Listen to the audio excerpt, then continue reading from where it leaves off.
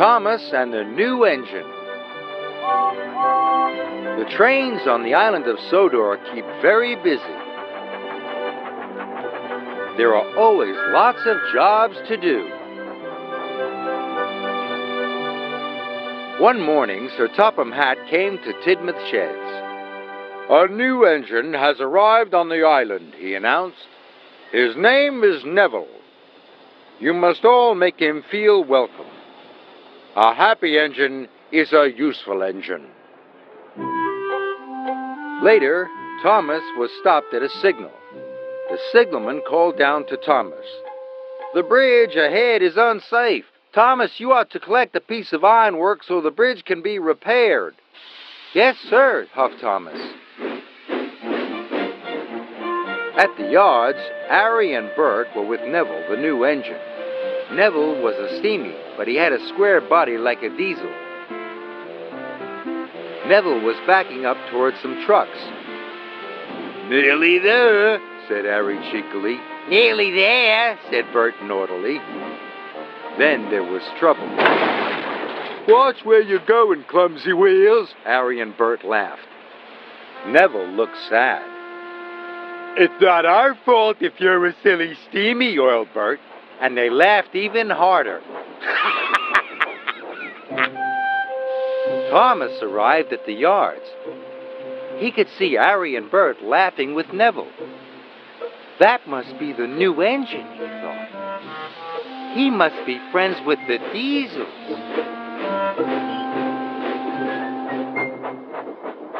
Thomas arrived at Knapford Station. "Have you seen the new engine yet?" asked James. "Yes," said Thomas, "but we'd better be careful. I saw him at the yards with Harry and Bert. They were laughing together." James was shocked. "A steamy, friendly with Diesels?" As Thomas left, Edward pulled in. "Have you heard about the new engine?" snorted James. And he started to tell Edward all about Neville. Later, Edward was taking on water. He was talking to Percy. "That new Stevie Devil is best friends with the Diesels," Edward puffed. "He doesn't want to be with Stevies at all." "How do you know?" peeped Percy. "James told me, and Thomas told him," whistled Edward. Later, Percy met Emily at a red signal. "Don't go near Neville, the new engine," he told her. "The Diesels have told him to biff into steamies. Edward told me. James told Edward, and they heard all about it from Thomas." When Thomas arrived at Abbey Station, Sir Topham Hatt was there. "Thomas, you must warn all engines not to cross the bridge until it's repaired," he boomed. Thomas felt proud. It was a very useful job. Just then he heard a whistle. Someone was coming. Thomas had to warn them. It was Neville, pulling Annie and Clarabelle. Thomas was shocked. Annie and Clarabelle were his carriages. "Hello," puffed Neville cheerfully. "I'm not talking to you," Thomas huffed crossly. Neville didn't know what he had done.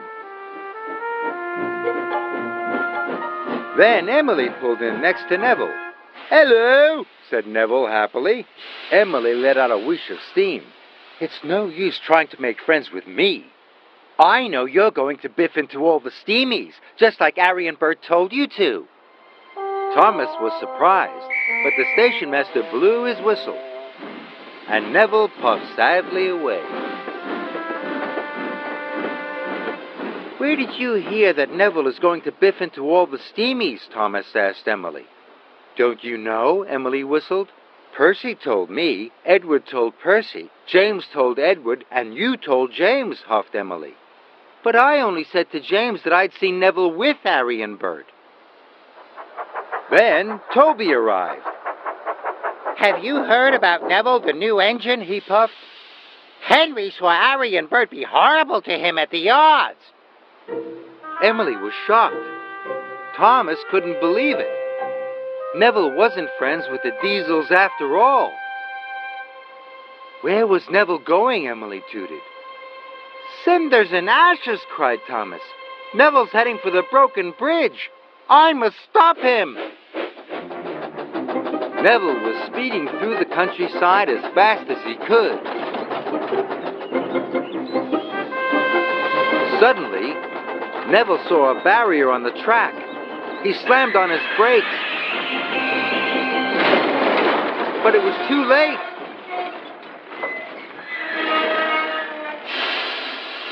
Neville was in terrible trouble.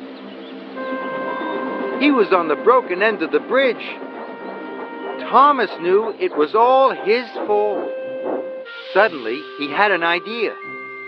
Thomas steamed slowly and carefully onto the bridge. He gently bumped Clarabelle and was coupled up. Thomas was very scared.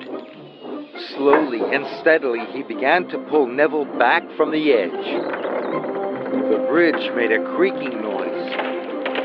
Thomas knew he must hurry. He pulled as hard as he could, and with one big puff, he pulled Neville's wheels off the bridge. Thomas had done it. He had saved Neville and Annie and Clarabelle. Thank you, whistled Neville. I should have warned you, puffed Thomas, but I was too busy believing silly stories. I thought you didn't like steamies, but now I know I was wrong. Thomas gave Neville a long, friendly toot-toot. Neville was very happy. At last, he knew he had a good friend in Thomas.